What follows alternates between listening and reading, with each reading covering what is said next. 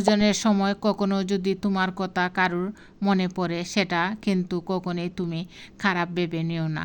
কারণ সব সময় মনে রেখো, চারদিকে যখন ঘন অন্ধকার নেমে আসে, ঠিক তখনই মনে পড়ে সেই প্রদীপের কথা। হ্যালো ভিউয়ার্স, আসসালামু আলাইকুম। আজকে আরেকটি নতুন ভিডিও নিয়ে আপনাদের মাঝে চলে আসলাম। আশা করি আমার সম্পূর্ণ ভিডিওটি দেখবেন এবং ভালো লাগলে লাইক, কমেন্টস ও শেয়ার করে আমার পাশে থাকবেন। সবচেয়ে বড় সাহসী কে জানো? যে নিজের ভুল স্বীকার করতে জানে।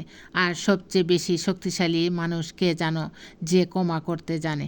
জীবনের খারাপ সময়গুলো যে ভুলে থাকতে পারে, এই পৃথিবীতে সেই সব থেকে সুখী। আজ যেটা নেই, কালকে সেটাই গল্প হবে। আজ হয়তো কিছুই নেই, টাকাও নেই, সুযোগও নেই, কিন্তু তোমার লড়াইটাই একদিন একটা প্রেরণার গল্প হয়ে দাঁড়াবে। সবাই চায় আলাদা হতে, কিন্তু কেউ লড়তে চায় না। তুমি যদি আলাদা হতে চাও, তাহলে সাধারণের মতো পথ চলা চলবে না। জ্বর আসবে, কিন্তু সেই জ্বরেই তো তোমাকে তৈরি করবে আগামী দিনের জন্য। জীবনে একটা কথা সবসময় মনে রাখবে, যে বাইরের লোকের কথা শুনে চলে, সে কোনোদিন কিছু করতে পারে না। কিন্তু যে নিজের মনের কথা, অর্থাৎ নিজের অন্তর আত্মার কথা শুনে চলে, তার উন্নতি অনিবার্য। টাকা থাকলে সবাই তোমাকে সম্মান করবে, কেননা এই পৃথিবীতে যখন কারোর দাম থেকে থাকে, সেটা হলো টাকা। টাকা থাকলে একটা মানুষের জীবন বদলে যেতে পারে, কিন্তু টাকা থাকলেই একটা মানুষ সুখী হতে পারে না। টাকা যেমন একটা মানুষকে হাসাতে পারে, ঠিক তেমনি কাঁদাতেও পারে। তুমি হাজারো চাকরি করতে পারো, কিন্তু যাদের জন্য চাকরিটা পেলে, সেই মানুষগুলোকে কখনো ভুলে যেও না।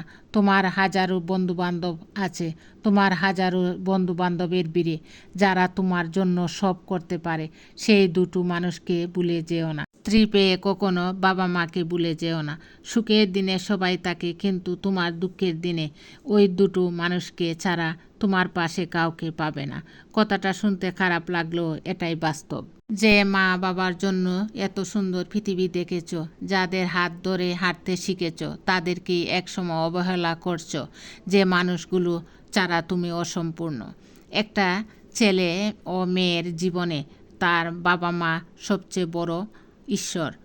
ওই ঈশ্বরের আশীর্বাদ যদি তোমার সঙ্গে থাকে, স্বয়ং ঈশ্বর তোমার সাথে থাকবেই।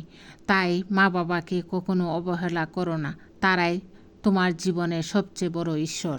সৃষ্টিকর্তা দুটি জিনিস পছন্দ করেন না, একটি হলো অহংকার, অপরটি হলো কারো কান্না। যে অহংকার করে তাকে নাশ করে দেন, আর যে কাঁদে তাকে তার দুঃখ নাশ করে দেন। আল্লাহর কাছে যদি প্রিয় ব্যক্তি হতে চান, তাহলে কখনো অহংকার করো না। সবাইকে অনেক অনেক ধন্যবাদ ও শুভকামনা জানিয়ে আজকের ভিডিও শেষ করছি।